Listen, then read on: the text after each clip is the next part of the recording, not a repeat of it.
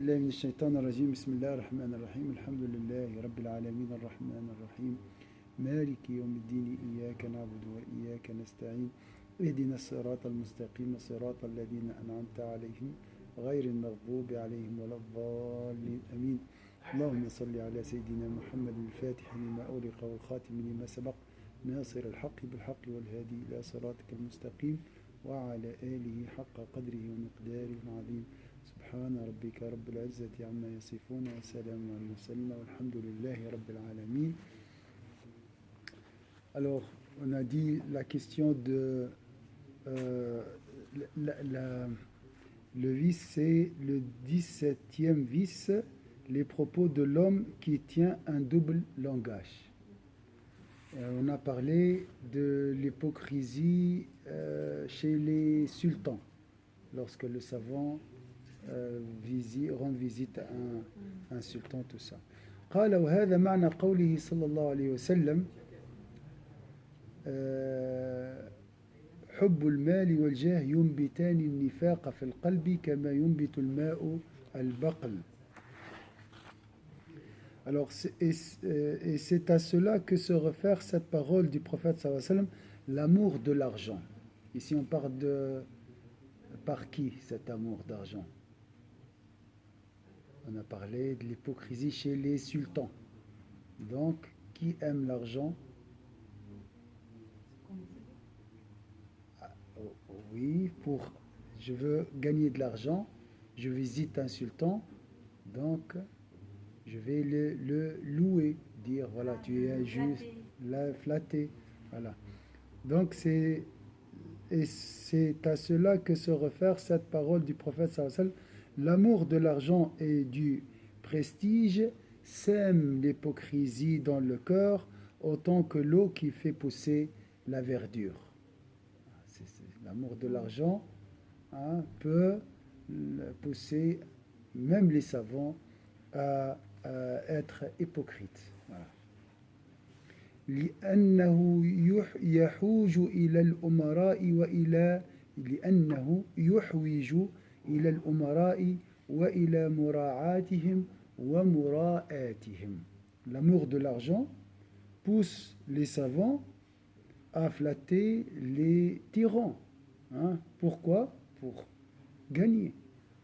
Car cela rend dépendant des princes, rend le sultan, les savants dépendants des princes, incite à avoir des regards pour eux et à subir leur affront.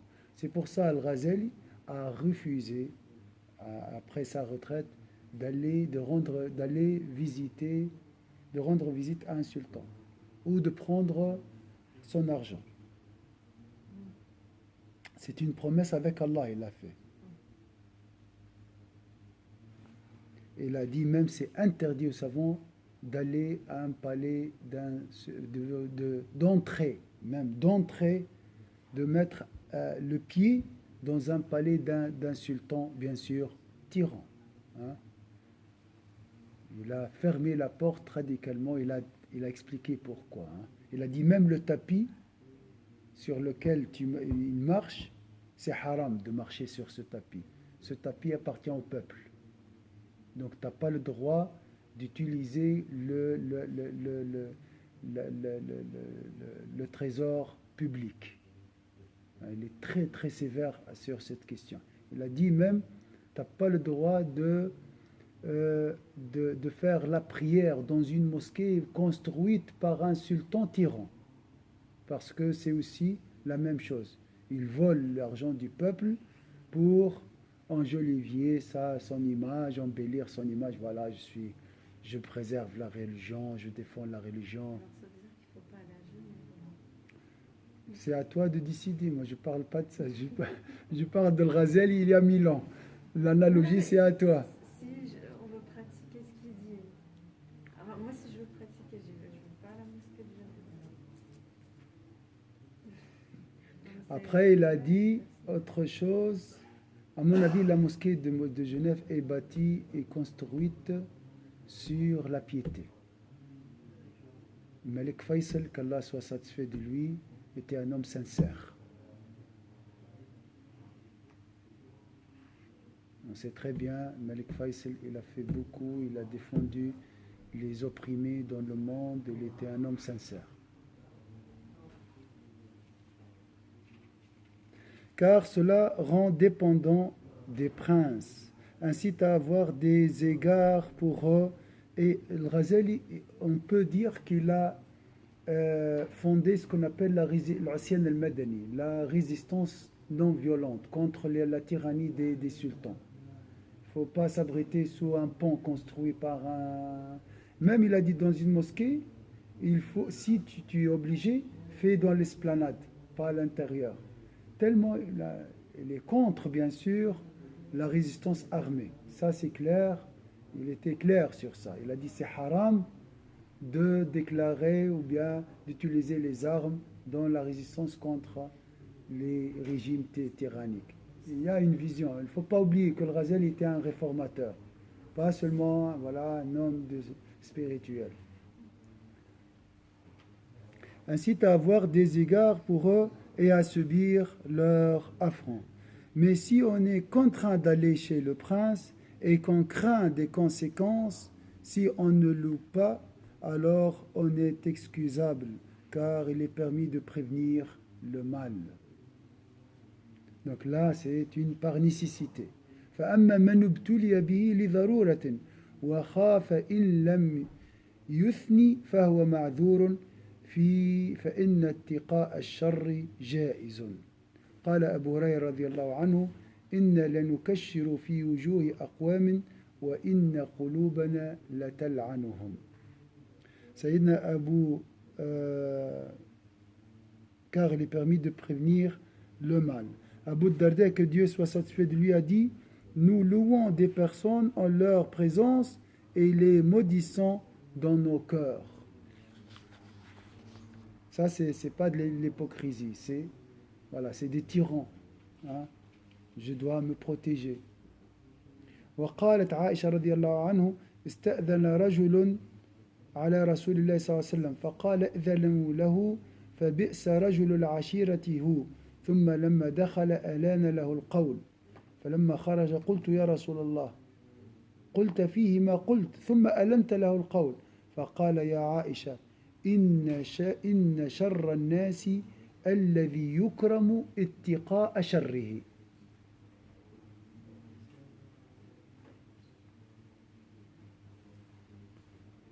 Aïcha, que Dieu soit satisfait d'elle, rapporte qu'un homme demanda à voir le prophète sallallahu alayhi wa sallam. Il dit: faites-le entrer. Il s'agit du pire individu de sa tribu. Donc c'est un homme tyran, c'est un homme féroce, c'est un homme mauvais. Qu'est-ce que je fais? Alors, lorsque l'homme entra, le prophète sallallahu alayhi wa sallam lui parlait gentiment.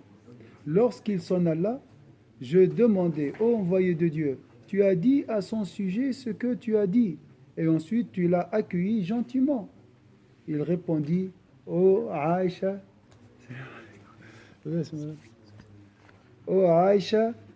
le pire des hommes est celui qu'on honore par crainte du mal qu'il peut faire. Ça, c'est pas un double langage. Ça, c'est par nécessité. J'ai une tribu.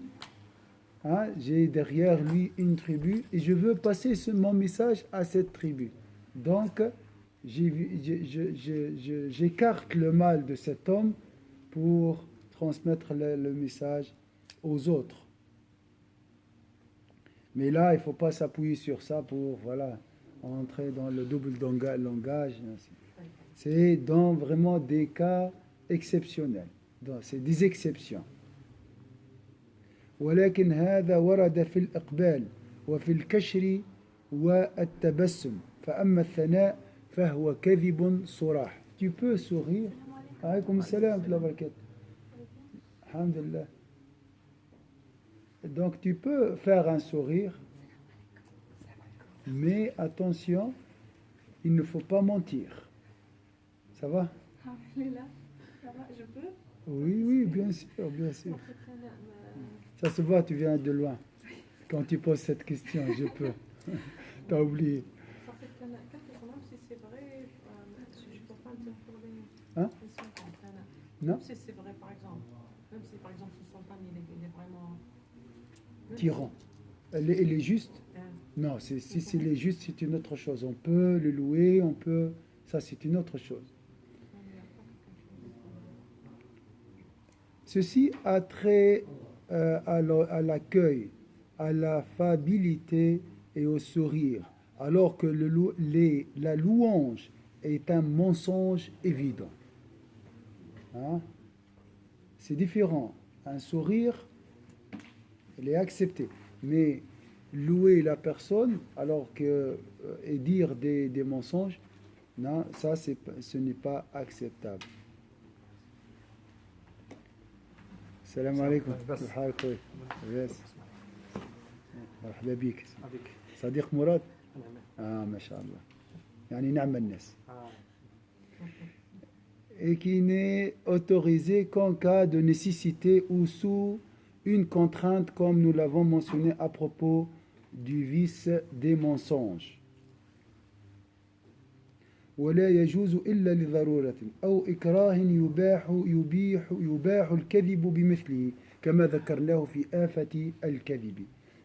Donc là on parle des cas extrêmes face à un tyran et j'ai ma vie qui est en péril là, hein, donc il ne faut pas prendre ça comme règle, voilà tout. Mentir pour me sauver, mentir pour passer la douane, mentir pour... Non, ça c'est pas comme ça. بل لا يجوز الثناء ولا التصديق ولا تحريك الرأس في معرض التقرير على كل كلام باطل. Tu vois, souvent les tyrans, ils ont une garde derrière ou bien des conseillers qui font toujours comme ça avec la tête, si vous avez remarqué. Toujours, hein. Ils sont complices. Ceux qui font la tête comme ça est complice. Ils sont obligés, sinon ils vont les tuer. J'ai dit si par nécessité, oui, c'est une chose. Mais ces gens-là, souvent, ils sont formatés. Hein. Même si dans le cœur ils portent pas, même si dans le cœur ils portent pas, Hmm? même si dans le cœur ils sont contre lui, c'est pour l'argent. Écoute, c'est Fatima, pour nourrir la si famille, il y a un quelque chose conseiller qui a un cœur contre le sultan, il ne va pas rester 5 minutes. Parce que, machallah, le sultan, il fait le diagnostic des cœurs. Il voit ce qu'il a dans le cœur. Il ne peut pas rester. Il peut pas rester. Avec le temps, il va manger le haram, il va manger il va s'habituer. Hein? Et après, il devient formaté. Vraiment. Il croit que c'est un dieu même. Vous avez vu. Hein? C'est pour ça, le Razali a dit, c'est interdit de rendre visite à un tyran. Même pour le conseiller le convenable. حتى للأمر بالمعروف والنهي عن المنكر. Parce que avec le temps, ton cœur, au début, tu vas dire 100% de la vérité, après tu vas descendre, après il va t'offrir, il va après t'inviter à un dîner, après il va t'envoyer une limousine, hein, après c'est fini. Après, les exhortations se transforment à des louanges. Hein? Donc c'est quelqu'un qui parle en connaissance de cause. Hein. Il était le conseiller d'un grand sultan juste, qui est Nizam al-Mulk, rahimahullah, rahma wasi'a. C'est un homme très juste, très connu par son amour. Il aimait beaucoup le savoir. Son fils aussi. Or, il n'est pas permis de louer ou de confirmer les propos mensongers, ou même de hocher la tête en guise d'acquiescement. Et le faire, c'est être hypocrite. Ce qui convient plutôt, c'est de blâmer. Et si on ne peut le faire, alors on gardera le silence et on blâmera avec le cœur. Est-ce que blâmer avec le cœur peut changer l'environnement, notre entourage? Est-ce que blâmer avec le cœur peut changer le blâmable? Oui, le prophète, il a dit ça. C'est avec la main. Hein? Ça, la main, c'est réservé à l'État. Hein? C'est l'État qui change avec la main. avec la force, avec la parole ou avec le cœur. Avec le cœur, tu peux changer. Donc le prophète, ça, il a dit, on peut changer avec le cœur. Donc, à mon avis, il faut utiliser le cœur aussi, souvent, pour changer. Si on est incapable ou si la parole peut engendrer des conséquences ou bien provoquer, empérir la situation. Et souvent comme ça, parce qu'on... Ça veut dire prier si on le fait avec le cœur. Tu peux prier, barakallahu fik. C'est bien, c'est très joli. J'ai vu une chose blâmable, je fais dua pour la personne. Alhamdulillah. Et si déjà une personne, elle change déjà, si je le fais avec mon cœur, donc je suis bien. Donc, si une, elle est bien déjà, ça... Tu demandes pour elle le bien aussi. Tu demandes pour elle plus de bien. Moins de mal. Voilà. Ah, le dua, il est magnifique, oui. الآفة الثامنة المدح. المدح. On a dit, les gens n'aiment pas ce livre parce qu'il parle que des maladies du cœur. J'ai dit, ça c'est comme en Algérie, c'est la guerre de la libération, ça. C'est la guerre de la libération qui précède, quoi? Après l'indépendance. Après, je deviens libre. Donc ça, c'est une phase très importante parce que si ma langue est habitée par ces vices, il y a 22, on a vu jusqu'à maintenant, ça c'est 18e, 18e, ça fait des années qu'on est là. Je ne peux pas recevoir la lumière d'Allah. Si je me dis, je serai privé de la lumière d'Allah, malheureusement, avant de faire le repentir. Vite, je dois faire le repentir. Parce que j'ai essuyé mon cœur. Ce n'est pas la langue qui est essuyée. La langue a essuyé le cœur, en réalité. Voilà. On va s'arrêter. Non, on va continuer après l'Adhan, parce qu'on a 10 minutes, Inch'Allah.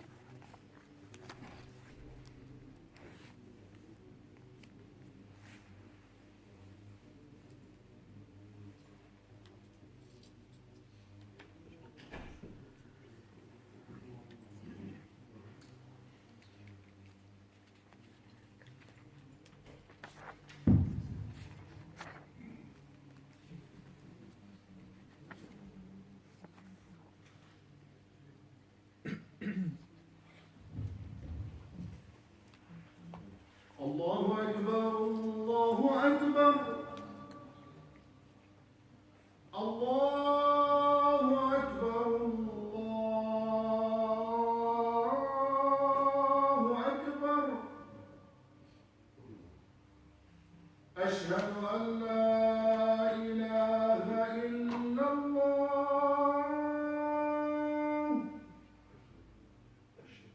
أشهد أن لا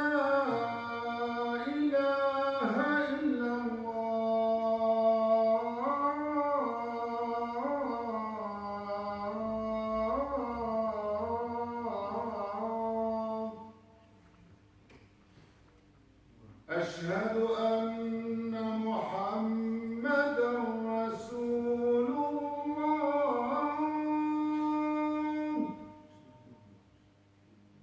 أشهد أن محمدًا رسول الله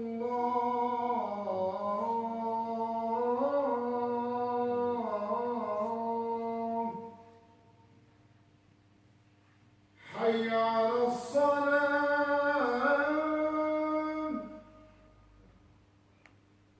حي على الصلاة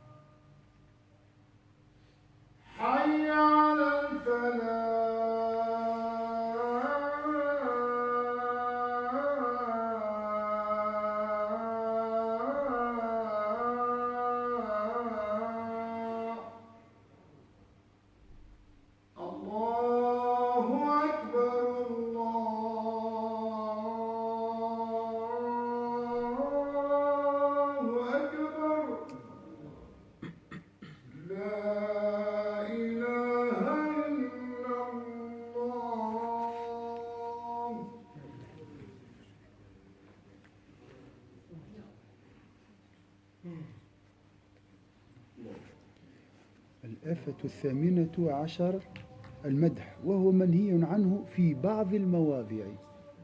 Est-ce que l'éloge est interdit dans toutes les circonstances? Hein? Comme j'ai fait avec Mourad. Il n'y a pas de mal. Alors, dans quelles circonstances l'éloge est interdit et dans quelles circonstances c'est permis? Et à quel degré aussi? وهو منهي عنه في بعض المواضع. أما الذم فهو الغيبة والوقيعة وقد ذكرنا حكمها. والمدح يدخله 6 آفات، 4 في المادح و2 في الممدوح. فأما المادح فالأولى أنه قد يفرط في المدح. Alors, il est interdit dans certaines circonstances, après avoir mentionné le statut de la médisance et de la délation, nous citerons à présent les 6 fléaux de l'éloge.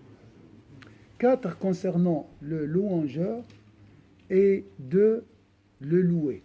Vous voyez, 4 concernant le louangeur, celui qui fait les éloges, et 2 le loué. Lui-même, bien sûr, c'est un jurisconsulte qui a changé de domaine. Il est resté avec cet esprit de jurisprudence, la classification et tout, mais dans le domaine du cœur. Il est devenu un savant du cœur. Hein? Et ça, la force de Al-Ghazali. إنه قد يفرط فينتهي به إلى الكذب. Alors, les fléaux du louangeur. Le premier consiste à, on a dit les degrés, à exagérer. Hein, à exagérer ses louanges et donc à mentir.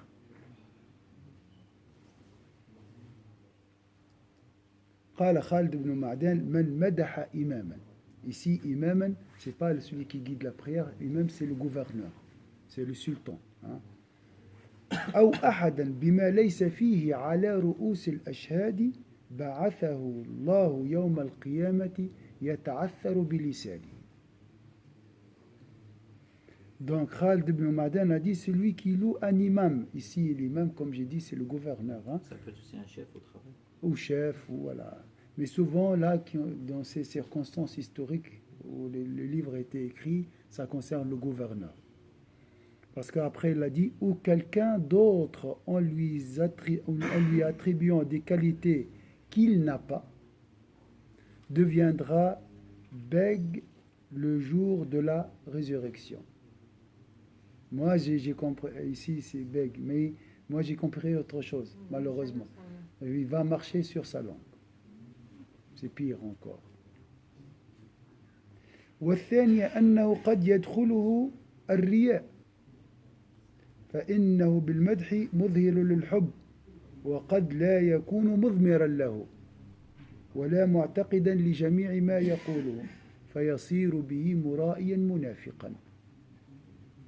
Je veux faire plaisir à quelqu'un, mais en réalité, hein, je crois pas qu'il est voilà pieux. Ça c'est de l'hypocrisie. C'est grave. Hein. Subhanallah, de l'excès, tu dis l'éloge, c'est rien. Hein. Le second est quand la louange est viciée par la flatterie. Par l'éloge, on prouve son affection. Mais si le louangeur ne pense pas tout ce qu'il dit, alors il s'agit d'un hypocrite qui ne veut qu'apparaître. C'est grave, on doit contrôler la langue. الثالثة أنه قد يقول ما لا يتحققه ولا سبيل له إلى الاطلاع عليه. روي أن رجلا مدح رجلا عند النبي صلى الله عليه وسلم فقال ويحك قاطعت عنق صاحبك لو سمعها ما أفلح. Le troisième consiste à affirmer des choses dont on n'est pas certain et qu'il est impossible de connaître. On rapporte qu'un homme enloua un autre chez le prophète sallallahu alayhi wa sallam. Ce dernier dit alors: malheur à toi, tu as tranché le cou de ton compagnon. Métaphoriquement ici, c'est l'image. Hein. S'il t'avait entendu, il ne serait pas parvenu au succès. Il répéta cela à plusieurs reprises, puis il ajouta: si l'un de vous tient absolument à louer quelqu'un, qu'il dise: je pense qu'il est comme ceci et comme cela. Là, je ne suis pas sûr. Je pense. S'il pense qu'il est vraiment ainsi, et Dieu seul lui demandera des comptes.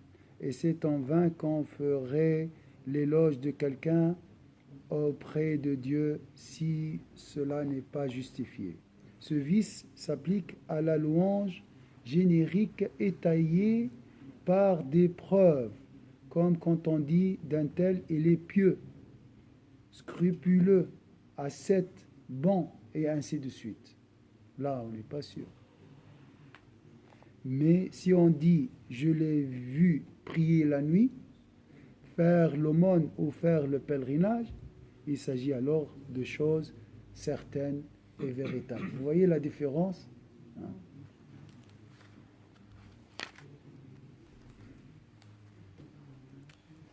Voilà, on va s'arrêter ici pour aujourd'hui, Inch'Allah. Baraka.